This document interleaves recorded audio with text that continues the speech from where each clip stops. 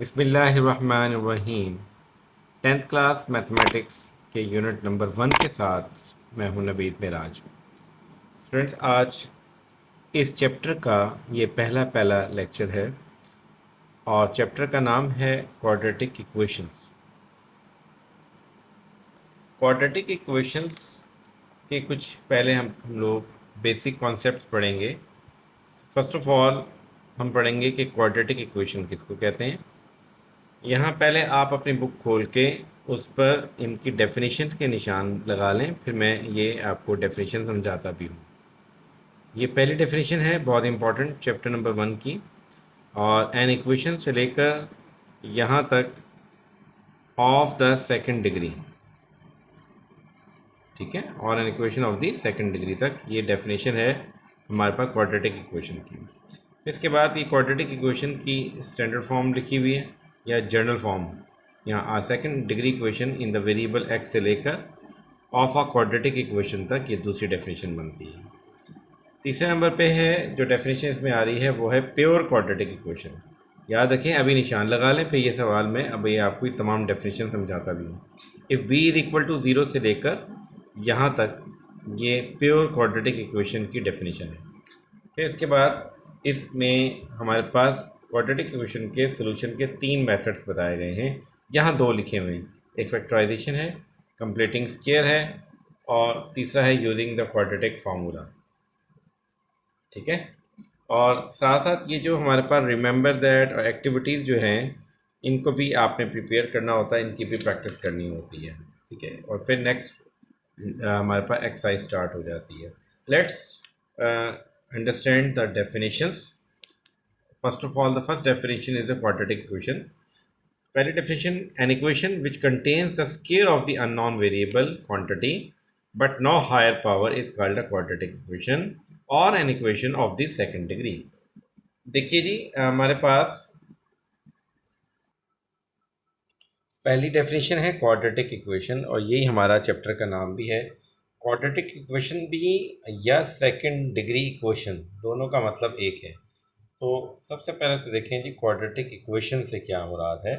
एक ऐसी इक्वेशन जिसमें वेरिएबल की जो हाईएस्ट पावर हो वो 2 हो और 2 से बड़ी पावर मौजूद ना हो, तो हम लोग कहते हैं ऐसी इक्वेशन को क्वाड्रेटिक इक्वेशन कहते हैं। लाइक मैं कहता हूँ जी 4x square plus 5x plus 7 equal to 0। यहाँ देखिए, यहाँ पे x की पावर 0 है, x मौजूद नहीं है। यहाँ पे x की पावर 1 है, यहाँ x की पावर 2 है, और तो इसका मतलब यहाँ जो सबसे बड़ी जो पावर वेरिएबल x की नज़र आ रही है वो पावर 2 है। तो that is why this equation is called the quadratic equation. इसको हम लोग क्वाड्रेटिक इक्वेशन का नाम देंगे, ठीक है। यानी कि 2 से बड़ी पावर मौजूद नहीं है, और ये यानी कि जो सबसे हाईएस्ट पावर किसी इक्वेशन की जो होती है वो याद रखें उसे डिग्री कहते हैं, यानी कि उसको उस इक्वेशन की डिग्री कहते हैं जो हाईएस्ट पावर होती है, ठीक है। तो ये मेरे पास सेकंड ऑर्डर या सेकंड डिग्री इक्वेशन भी कहलाएगी क्वाड्रेटिक इक्वेशन। और देखिए example, 5x square plus 9x plus 8/5, ये भी कौन सी इक्वेशन है मेरे पास, ये क्वाड्रेटिक इक्वेशन की एक एग्जांपल है। और देखिए 4x square minus 7 is equal to like 9 है, ये भी कौन सी इक्वेशन है, ये भी हमारे पास क्वाड्रेटिक इक्वेशन है। तो ये सारी एग्जांपल्स हैं क्वाड्रेटिक इक्वेशन की, और इनमें सबसे जो हाईएस्ट पावर है वो 2 है, याद रखें। और यानी हाईएस्ट पावर लफ्ज़ बोलें या डिग्री का लफ्ज़ बोलें, एक ही मतलब। तो यहाँ पे भी डिग्री 2 है, यहाँ भी डिग्री 2 है, यहाँ भी डिग्री 2 है, एक ही मतलब इन तमाम चीज़ों का। तो ये सारी की सारी एग्जांपल्स थी क्वाड्रेटिक इक्वेशन की। अच्छा जी, अब हमारे पास इस क्वाड्रेटिक इक्वेशन की एक अदद स्टैंडर्ड फॉर्म भी होती है। अब स्टैंडर्ड फॉर्म क्या है हमारे पास कि ax square plus bx plus c equal to 0, ये हमारे पास किसी भी क्वाड्रेटिक इक्वेशन की जनरल फॉर्म होती है, ठीक है। अब इसमें ax स्क्वायर का कोएफिशिएंट है, bx का कोएफिशिएंट है, और कांस्टेंट नंबर c है, और राइट साइड पे 0 होना ज़रूरी है। अब यहाँ हम लोग कह रहे हैं कि a not equal to zero होना चाहिए, यानी कि एक्स स्क्वायर के कोफिशिएंट को हमेशा नॉट इक्वल टू ज़ीरो होना चाहिए। एक्स के कोफिशिएंट और सी, ए बी सी, जबकि तीनों नंबर्स हमारे पास क्या हैं जी, ये सारे के सारे रियल नंबर्स हैं, तो ये हमारे पास किसी भी क्वाड्रेटिक इक्वेशन की स्टैंडर्ड फॉर्म कहलाती है। ठीक है, अब हम कुछ इसमें स्पेशल केस की बात करते हैं। देखिए, अगर मैं यहाँ पे ऐसा कर दूँ कि अगर a को ज़ीरो बना दूँ, तो देखते हैं इस इक्वेशन के साथ क्या बनता है। If suppose a is equal to zero कर दिया जाए, फिर क्या होगा?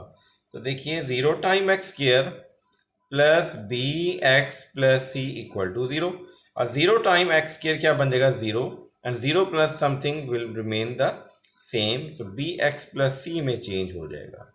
तो देखिए, जैसे ही मैंने यहाँ पे a को अगर ज़ीरो के इक्वल कर दिया, तो ये क्वाड्रेटिक इक्वेशन ही नहीं रही, बल्कि ये लीनियर फॉर्म में चेंज हो गई, लीनियर इक्वेशन बन गई, क्योंकि यहाँ वेरिएबल की जो हाईएस्ट पावर आई है वो 1 आ रही है।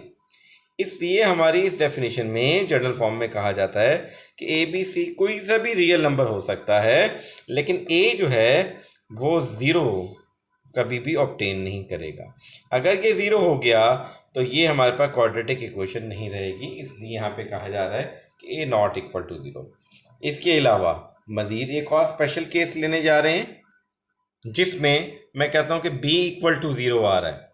तो देखिए क्या बनेगा, A X square plus zero time X plus C equal to zero.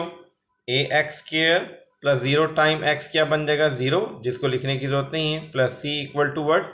Is equal to zero.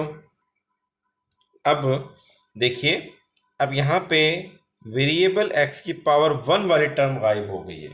तो वेरिएबल एक्स की टर्म जहाँ पे 1 है वो जब गायब हो जाए, तो ऐसी इक्वेशन जिसमें वेरिएबल एक्स मौजूद ना हो, या दूसरे लफ्ज़ों में एक्स का जो कोफिशिएंट बी है वो इक्वल टू ज़ीरो हो, ऐसी इक्वेशन को नाम देते हैं हम लोग प्योर क्वाड्रेटिक इक्वेशन। तो ये जो टाइप है ये कहलाती है प्योर क्वाड्रेटिक इक्वेशन। ठीक है, तो ये एक ख़ास किस्म की क्वाड्रेटिक इक्वेशन है जिसमें b जो कि x का कोफिशिएंट है इक्वल टू ज़ीरो हो, या दूसरे आसान लफ्ज़ों में ये कहेंगे जहाँ पे वेरिएबल x की पावर 1 वाली टर्म मौजूद ना हो, तो ऐसी इक्वेशन को हम लोग क्या कहते हैं? प्योर क्वाड्रेटिक इक्वेशन कहते हैं। इसकी एग्जांपल हम लोग ले लेते हैं, कोई भी आप देखें, लाइक मैं कहता हूँ 4x² plus 9 is equal to zero, ये भी क्या है? प्योर क्वाड्रेटिक इक्वेशन है। तो हमें देखें, आप इस चैप्टर के अंदर जो पहली एक्सरसाइज है उसमें इस तरह के कुछ सवाल होंगे, जिसमें कहा जाएगा कि आपके पास कोई इक्वेशन होगी, उसको आपने स्टैंडर्ड फॉर्म में लिखना होगा। एक सवाल तो ऐसा आएगा, फिर आपने उसको बताना होगा कि वेदर कि ये जो है हमारे पास standard form pure quadratic equation तो नहीं बन गई, अगर बन गई है तो उसको आइडेंटिफाई करके बताना होगा। और इसके अलावा हमने इस चैप्टर के अंदर क्वाड्रेटिक इक्वेशन को सॉल्व करना सीखेंगे, और किसी क्वाड्रेटिक इक्वेशन के सॉल्यूशन से क्या मुराद है, अब हम वो बात करते हैं। देखें, किसी भी क्वाड्रेटिक इक्वेशन या किसी भी इक्वेशन के सॉल्यूशन से मुराद ये है कि उसमें मौजूद वेरिएबल एक्स की ऐसी वैल्यू जो उस इक्वेशन में पुट करें, और ऐसा करने पे लेफ्ट हैंड साइड का आंसर राइट हैंड साइड के आंसर के इक्वल आ जाए, तो वो वैल्यू जो वेरिएबल एक्स की पुट की आपने, उसी को उस इक्वेशन का सॉल्यूशन कहते हैं। ठीक है, अगर वो इक्वेशन लीनियर इक्वेशन है तो वो लीनियर इक्वेशन का सॉल्यूशन कराएगा, अगर वो इक्वेशन हमारे पास क्वाड्रेटिक इक्वेशन है तो वो क्वाड्रेटिक इक्वेशन का सॉल्यूशन कहलाएगी। ठीक है, अब हमारे पास है जी एक्स स्क्वायर, लाइक मैंने इसकी एग्जांपल ली एक्स स्क्वायर माइनस 9, तो यहाँ पे मैं एक ऐसी वैल्यू पुट करके देखूँ जो कि लेफ़्ट और राइट को आपस में इक्वल कर दे, तो ऐसी वैल्यू कहलाएगी इसका सॉल्यूशन सेट। लाइक मैं अगर एक्स की वैल्यू यहाँ पे मैं पुट कर देता हूँ 3, तो देखिए क्या बनेगा, 3 का square minus 9 is equal to zero, 3 का square 9 minus 9 is equal to zero, 0 is equal to zero. तो यहाँ देखें लेफ़्ट और राइट दोनों सेम आ गए, इसलिए x की वैल्यू 3 जो है वो इसका सॉल्यूशन सेट में शामिल हो जाएगी। तो ये इसकी वैल्यू क्या बनेगी, इसका सॉल्यूशन क्या बनेगा, x इज इक्वल टू 3 इसका सॉल्यूशन कहलाएगा। आई होप सो कि सोल्यूशन ऑफ इक्वेशन की डेफिनेशन आपको क्लियर होगी। अच्छा जी, अब हम बात करेंगे कि इसी क्वाड्रेटिक इक्वेशन को सॉल्व कैसे करना है। ये तो मैंने आपको डायरेक्ट बता दी कि अगर एक्स की वैल्यू यहाँ 3 पुट करें तो लेफ्ट और राइट का आंसर सेम आ रहा है। लेकिन अगर आपने इसको सॉल्व करना हो किसी क्वाड्रेटिक इक्वेशन को, तो यहाँ पर एक शॉर्ट क्वेश्चन भी बोर्ड में अक्सर आता है और रिव्यू एक्सरसाइज का भी सवाल बनेगा और बहुत इंपॉर्टेंट क्वेश्चन बनता है कि what are the method to solve a quadratic equation. तो किसी क्वाड्रेटिक इक्वेशन को सॉल्व करने के कितने तरीके हैं? वो 3 तरीके हैं। और 3 तरीके कौन से हैं? पहला मेथड हमारे पास है बाय फैक्टराइजेशन है, दूसरा मेथड है कंप्लीटिंग स्केयर। ये दो मेथड एक्सरसाइज 1.1 में हम लोग इन डिटेल पढ़ेंगे।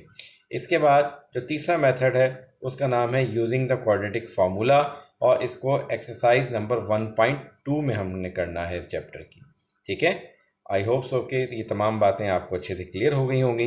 अब नेक्स्ट लेक्चर में इंशाल्लाह ताला मिलेंगे एक्सरसाइज नंबर 1.1 में के साथ, जिसमें ये सारी थ्योरी को अप्लाई करके देखेंगे। जो लोग इस चैनल पे न्यू हैं, काइंडली इस चैनल को लाइक करें, सब्सक्राइब करें और शेयर करें। थैंक यू, बहुत शुक्रिया आपका।